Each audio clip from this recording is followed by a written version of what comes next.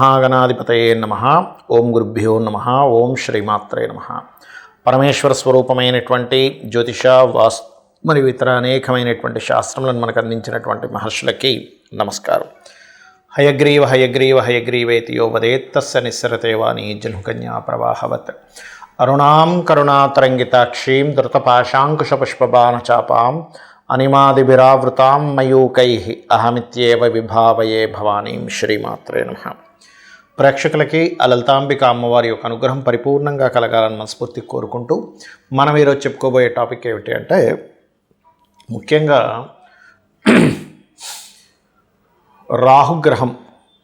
రాహు సర్పగ్రహంగా చెప్తూ ఉంటారు, రాహుకేతువులు ఇద్దరిని కూడా. అందులో ముఖ్యంగా ఈరోజు మనం చెప్పుకునే దాంట్లో రాహువు ప్రతి లగ్నానికి, అదేవిధంగా లగ్నం తెలియని వారి రాశి వారికి ఎక్కడెక్కడ ఉంటాయి, ఎటువంటి ఫలితాలు ఉంటాయి, అందులోని మంచి ఫలితాలు ఎలాంటివి ఉంటాయి, ఇబ్బందికరమైన ఫలితాలు వచ్చినప్పుడు ఎటువంటి పరిహార మార్గం చేసుకోవాలి అనేటువంటి విషయాన్ని ఇప్పుడు మనం తెలుసుకుందాం.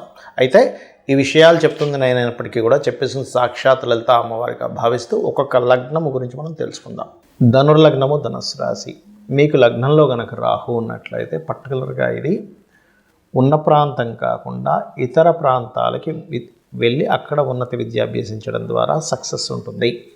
ఇక రెండవ స్థానంలో ఉండేటువంటి రాహు మనీ ఇస్తాడు, కాకపోతే స్లోగా డెవలప్మెంట్స్ ఉంటాయి. అలా కాకుండా అక్కడ ఇంకేదైనా శుభగ్రహం కలిసి ఉంటే మళ్ళీ ఫాస్ట్ డెవలప్మెంట్స్ ఉంటాయి. మూడులో ఉండేటువంటి రాహు మీరు చేసే ప్రయత్నం సక్సెస్ ఖచ్చితంగా ఇస్తాడు. నాలుగులో రాహు ఉన్నట్లయితే ఉన్న ప్రాంతం కాకుండా ఇతర ప్రాంతాలకు వెళ్ళి చదువుకోవడము, అందులో ముఖ్యంగా విదేశాల్లో స్థిరపడేటువంటి ప్రయత్నం సఫలీకృతం అవడం జరుగుతుంది. కాకపోతే పంచమ రాహు ఉన్నప్పుడు మాత్రం ధనుస్సు లగ్నం వారికి సర్పదోషం కింద చెప్తారు. నాగ ప్రతిష్ఠ చేసుకోవడం మంచిది. మరియు దీంతో పాటు పంచమ రాహు ఉన్నప్పుడు కాస్త సంతానంతో తెలియని మిస్అండర్స్టాండింగ్స్, కొంచెం స్త్రీలకైతే కొంచెం శిరోవేదన రావడము, లేనట్లయితే పొత్తికడుపులో కొంచెం గ్యాస్ట్రిక్ ప్రాబ్లమ్స్ ఎక్కువగా ఉండడము, సంతానం విషయంలో కొంత ఘర్షణ అనేటువంటి జరుగుతూ ఉంటుంది. 6వ స్థానంలో ఉండేటువంటి రాహు ఖచ్చితంగా ఫైనాన్షియల్ గ్రోత్ని, పరాక్రమాన్ని ఇస్తాడు. సప్తమ రాహు మాత్రం ఈ జాతకులకి ఇంకా వివాహ సంబంధించిన విషయంలో ఊహించినటువంటి రీతిగా వివాహం కుదరడము. అష్టమ రాహు ముఖ్యంగా జల గండాలను ఇస్తుంది ధనుస్సు లగ్నం వారికి. భాగ్యంలో రాహు ముఖ్యంగా పితృదోషాన్ని ఇస్తుంది, కాబట్టి పితృకర్మలు ఎక్కువగా చేసుకోవాలి. దశమ స్థానంలో మీకు కనుక రాహు ఉన్నట్లయితే మార్కెటింగ్ రంగాల్లో, ఆన్లైన్ రంగాల్లో, విదేశాలకు వెళ్ళే ఉద్యోగము, ఇటువంటి విషయాల్లో బాగా రాణిస్తారు. 11వ స్థానంలో రాహు ఉన్నప్పుడు కూడా బ్యూటీ రిలేటెడ్, సినిమా రిలేటెడ్ సంబంధించిన, ఫైనాన్స్ రిలేటెడ్ రంగాల్లోని, లీగల్ రిలేటెడ్ సంబంధించిన రంగాల్లో బాగా రాణించడం జరుగుతూ ఉంటుంది. 12వ స్థానంలో రాహు ఉన్నప్పుడు మాత్రం ఖచ్చితంగా తండ్రి గారి ఆస్తి మీరు యాజ్ ఇట్ ఈస్గా తీసుకోకుండా అమ్మేసి ఇంకోటి కొనుక్కోవడం మంచిది. లేనట్లయితే రాహుదశ వచ్చినా, కుజదశ వచ్చినా ఈ యొక్క 12 రాహు ఉన్నప్పుడు ఇబ్బంది పడతారు.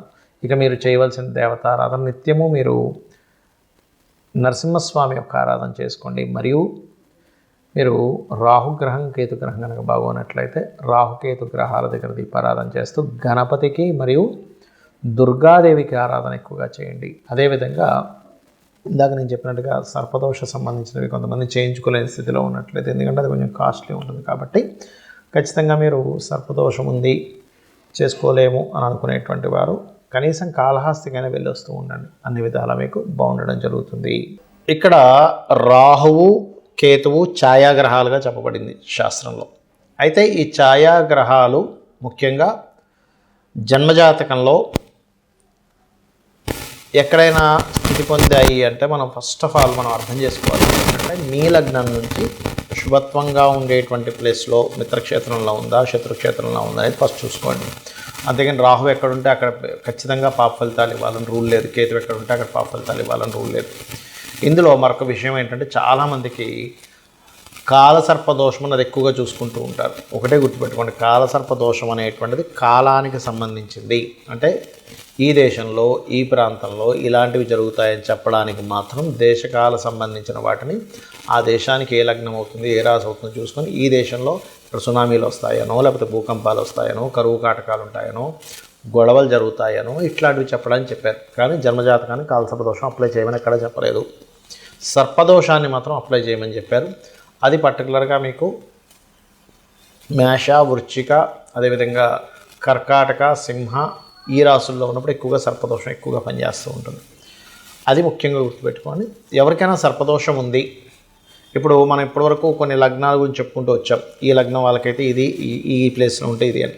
కానీ లగ్నము, నక్షత్రము, రాశి ఏమీ తెలియదు.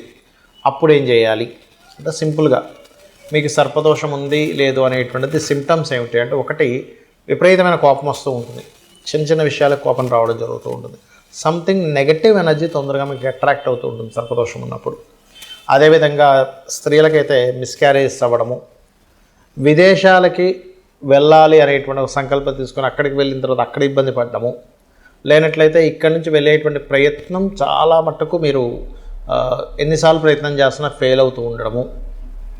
అదేవిధంగా అదే సర్పదోషం కనుక కొన్ని అంటే మీకు మనకి ఇప్పుడు జాతక చక్రం లేదని మాట్లాడుకుంటున్నాం కాబట్టి సప్తమ స్థానం మీద పడితే కనుక ఒక్కొక్కసారి వారికి వివాహ జీవితంలోనే ఇబ్బందులు కలగడం లాంటివి జరుగుతూ ఉంటాయి. కాబట్టి మీరు దీనికి ఏం చేయాలంటే చాలా సింపుల్గా, ఎవరికైనా సరే జాతకం తెలిసినా తెలియకపోయినా సర్పదోషం ఉందంటే దాని నివారణ మార్గం ఒకటి, కాళహస్తికి వెళ్ళడం. ఆ ఈశ్వరానుగ్రహం, రాహుకేతువులు పూజితపడం, ముఖ్యంగా అక్కడ ఈశ్వరానుగ్రహం కలగడం వల్ల కాళహస్తికి వెళ్ళిన వాళ్ళకి శుభం కలుగుతుంది, గుర్తుపెట్టుకోండి. రెండవది, నవగ్రహాలలో ఛాయాగ్రహాలైనటువంటి రాహుకేతు గ్రహాల దగ్గర దీపారాధన చేయడము. మీకు దగ్గరలో రావి చెట్టు ఉన్నట్లయితే రావి చెట్టు కిందన మనకి సర్ప ప్రతిష్ఠ చేసి ఉంటాయి కొన్ని, అక్కడికి వెళ్ళి చక్కగా ఒక చెంబు నీళ్ళల్లో పసుపు, కుంకుమ, గంధం వేసి కలిపి వాటి చుట్టూ ప్రదక్షిణాలు 3 కావచ్చు, లేనట్లయితే 11 కావచ్చు, 21 కావచ్చు, 41 కావచ్చు ప్రదక్షిణాలు చేసి వాటి మీద ఆ సర్పముల మీద వేయడము. అదేవిధంగా సర్ప సూక్త పారాయణము వినడం కానీ చేయడం కానీ చేయాలి. మరియు దీంతోపాటు ముఖ్యంగా మీరు చేయవలసినటువంటిది రాహువుకి అధిష్టాన దేవత అయినటువంటి దుర్గాదేవి యొక్క ఆరాధన, కేతువుకి అధిష్టాన దేవత అయినటువంటి గణపతి యొక్క ఆరాధన చేయాలి. అయితే ఇక్కడ ఎవరికైనా పర్టికులర్గా ఈ రాహుకేతువుల యొక్క ప్రభావం మరింత ఎక్కువగా ఉందండి, ఏం చేయాలి అని అనుకుంటే కనుక సింపుల్గా ఏం లేదు, మీరు కనీసం 6 నెలలకు ఒక్కసారైనా సరే కాళహస్తికి వెళ్ళి వస్తూ ఉండండి. ఈశ్వరానుగ్రహం ద్వారా కూడా దాని ప్రభావం పూర్తిగా తగ్గుతుంది. మరొకటి ఏంటంటే, ఈ రాహుకేతువులు గోచారంలో సంచరించేటప్పుడు కూడా మీ లగ్నం నుంచి ఎన్నో స్థానంలో సంచరిస్తున్నాడో చూసుకోవాలి. అందులో ప్రధానంగా ధనస్థానంలోకి వచ్చినప్పుడు కొంచెం ఫైనాన్స్ విషయంలో జాగ్రత్తగా ఉండడము, 3వ స్థానంలోకి వచ్చినప్పుడు అగ్రిమెంట్స్ విషయంలో జాగ్రత్తగా ఉండడము, 4వ స్థానంలోకి వచ్చినప్పుడు పర్టికులర్గా మీరు ఏదైతే ప్రాపర్టీస్ కొనుగోలు చేసేటువంటి విషయాల్లోని ఇట్లాగా ఒక్కొక్క స్థానాన్ని బట్టి ఆ పర్టికులర్ ఇయర్లో, ఎందుకంటే 1.5 ఇయర్ ఉంటాడు కాబట్టి ఆ పర్టికులర్ ఇయర్లో గోచారంలో వచ్చేటువంటి రాహుకేతువుల యొక్క ప్రభావాన్ని చూసుకోవాలి. అంటే కేతు కనుక అలా వచ్చినప్పుడు, ఒకవేళ రాహు కనుక వచ్చాడు 4th హౌస్లో, 2nd హౌస్లో, అలాంటప్పుడు అక్కడ అది కొంచెం ఆ యొక్క విషయాల్లో ఆశను పెంచడము ఇట్లాంటివి ఇస్తూ ఉంటుంది. బట్ ఏదేమైనప్పటికీ కూడా మీ పర్సనల్ చార్ట్లో ఉండేటువంటి కాంబినేషన్స్ని, గోచారంలో ఉండేటువంటి గ్రహాలని మిళితం చేసుకొని చూసుకోవాలి.